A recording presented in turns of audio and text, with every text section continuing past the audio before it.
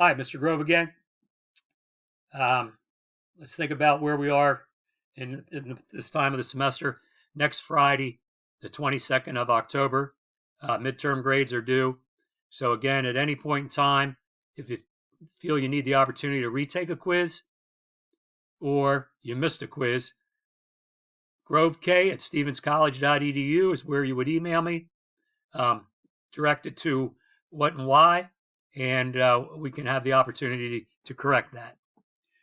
Today we're going to look at some sudden emergencies, and we're going to think about stroke, very closely related to heart disease, a leading cause of death in our country. We're going to look at some other sudden emergencies such as diabetes. People are diabetic, type 1, type 2 diabetics. And if we have time, we'll look at cold related emergencies. Some of the key terms I want you to think about when we think of stroke. Stroke is a disruption of blood flow. It's a part of the brain that may cause permanent damage. And this is also called a cerebrovascular accident, a CVA. Diabetics or diabetes, it's a disease which there are high levels of blood glucose. We'll learn a little bit about this today. And it's all due to insulin production or insulin production or both. A diabetic emergency is when a person becomes ill because of imbalance of insulin and sugar glucose in the bloodstream. So you will have hyperglycemia, too much sugar in the blood, and hypoglycemia, which there is too little. You also hear the word insulin, which is produced by the pancreas. And it may be produced in insufficient amounts. So these are some things that medically we can address through physical. And if you have genetic factors, I would strongly recommend having that physical and addressing those type of issues. So let's go to the first thing that's not really covered in the video we're going to look at today, but fainting. And I remember back when I was a health teacher in high school, and we were showing a pretty descriptive video of a arterial bleed. Not anything like we had last week with a small puncture wound or a slice on the leg.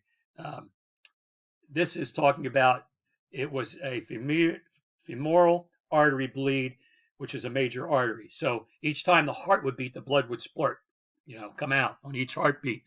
I had a student that's observed this, and bang, they dropped right out of their desk. And so they basically fainted. So you're thinking about what to do if somebody does faint. We do know that you want to put them in a situation when we check call care in a safe situation. So you want to position the person on their back, lying flat, loosen any tight clothing so they can have no obstruction to breathing. And that's a key thing also is let's check for breathing. I know we haven't had CPR mouth to mouth yet, but that's a couple week lesson, and we'll look into that down the road. If the person is nauseous or vomiting, make sure you turn their head to the side so it doesn't obstruct the airway that a person would actually possibly choke on their own vomit. So do not do things like slap the person or splash water on them. Call 911 and make sure the person is in no harm's way. So that's something that may happen with sudden emergencies. So let's go now to strokes. We're going to look at the video. I'll minimize myself here, and we're going to look at strokes. And here we go. A stroke is caused when blood flow to a part of the brain is cut off or when there is bleeding into the brain. Strokes can lead to permanent brain damage, but sometimes the damage can be stopped or reversed. If you suspect a person is having a stroke, try to note the time it began and call 911 right away. How do you find out if a person might be having a stroke? Think fast. That Key stands for ingredient. face, arms, speech, and time. Ask the person to smile and check the face for signs of one side drooping. Have the person lift both arms and check to see if one arm drifts downward. Ask the person to say a simple sentence, such as, "The sky is blue." Check for slurring and whether or not the person was able to repeat the sentence correctly. Try to determine when the symptoms began. Time is critical. Call 911 or the designated emergency number right away if you believe a person is having a stroke. And remember, all you need is one sign, the drooping smile, the drifting arm, or the slurred speech, to call 911. A stroke is... Okay, a couple things. Let me enlarge myself. Facial droop. Side of the face droops or drooling.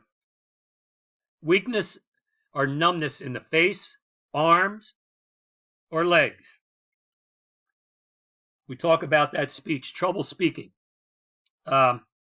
slurred, getting words out. You may have trouble understanding. One thing not mentioned so much, we do look at the facial drooping, but loss of vision. Blurred, could be dimmed. Both eyes, or could be one eye. At times, if you look at your pupils, they may not be equal. So if you see like one pupil's dilated and one's constricted, that could be an indicator. Sudden severe headaches. They might say this is the worst headache I've ever had.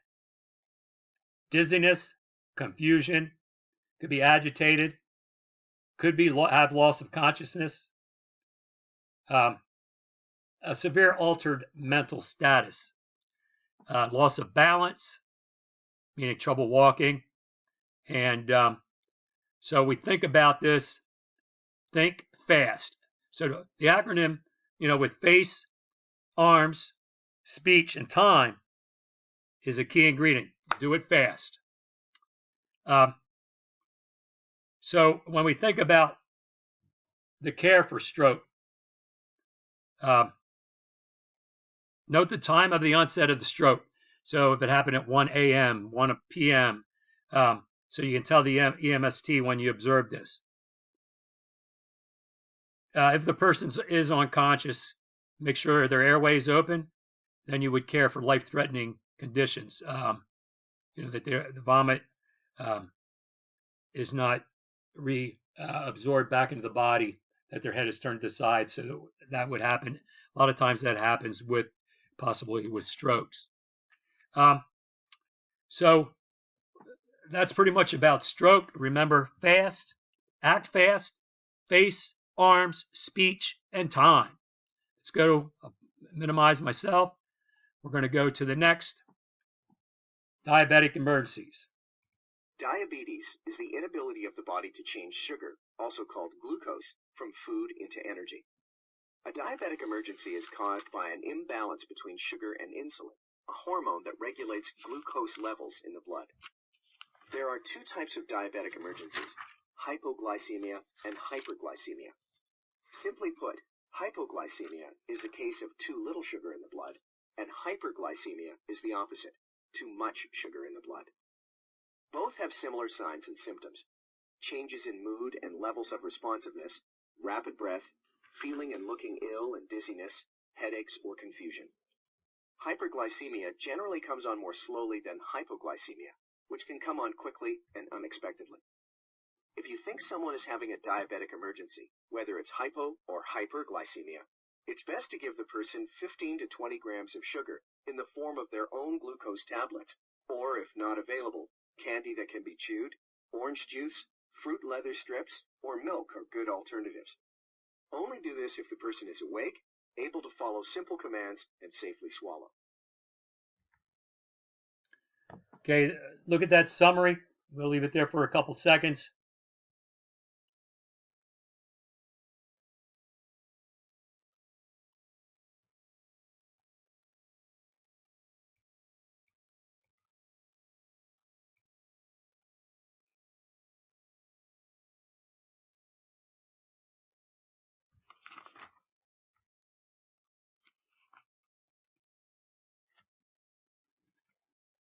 remember, if they are conscious and you can administer a form of sugar, and it talks about that, glucose tablet, candies, fruit juice, it could be like an orange juice.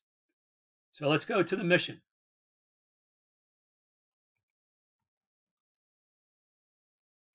Use the check, call, care process to respond to this emergency. Always check, call, care. Everything looks okay over here. Everything looks okay over here. No apparent hazards. Good. You've checked the scene, and there don't appear to be any hazards. The scene is safe. While checking, you didn't notice any severe, life-threatening bleeding. Okay, we're doing the check, call, care. So what do we have to do next?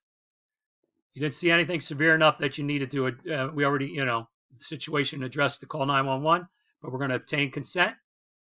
Yes, please. We go through every week, as you know so far, sample. I'm sorry, we're going to interview her. And here we go. I just started feeling dizzy and weak. I'll take my time here. The A, allergies. No. Okay, the M, she takes any medication. I take pills, but I don't have them on me. Okay, so that's an indicator there, how she's feeling. She might say, I take pills, I'm a diabetic. Let's see if she says medical conditions. Yes, I'm diabetic. There we go. So now we want to know, okay, well, the last time, food or drink. I haven't eaten a lot today. So that's not a good thing. Okay, and what led up to this problem? I just started feeling dizzy and weak. You've gathered enough information. Now you should give care. So when we give care, we just interviewed. So, we look at, obviously not sugar-free. We are going to monitor, but give her glucose tablets if she has them. Nice job. Remember, even if you're unsure if a person is hypoglycemic or hyperglycemic, it's always okay to give the person sugar. You can give a person suffering a diabetic emergency a 12-ounce serving of fruit juice, milk, a non-diet soft drink, or table sugar dissolved in a glass of water. Andy is able to swallow. She took the glucose tablets. If, in this situation, Andy was unable to swallow, you would need to stop attempting to give her any food or drink immediately and call 911.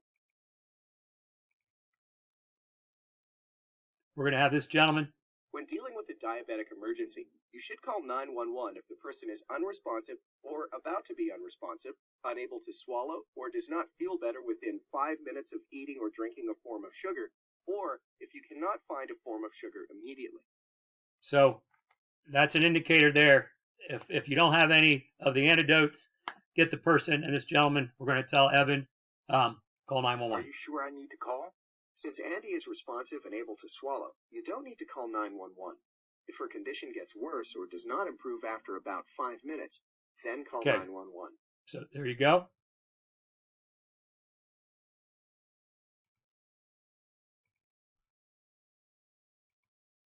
I'm starting to feel a little better. Thanks for your help. Good work. Now you should suggest she see a healthcare professional. Okay, we're going to enlarge myself. Okay, we're going to pause there. Some key things again to remember. The acronym for stroke, and it's FAST. Act fast. Okay? Face, arms, speech, time. Diabetics. We look at a couple situations with the last scene that we saw, observed. That person, because of reaction, as she came, you monitored, everything was kind of turned around to the positive direction. You would not need to call 911 at that time. So, today's lesson dealt with stroke and sudden emergencies. I wish you all the best. Again, remember, next week is midterm grades due. So if you're struggling or anything that you need addressed, grovek@stevenscollege.edu. And if I do ask you a question, I have a Bulldog shirt on today. And go Bulldogs. Signing out.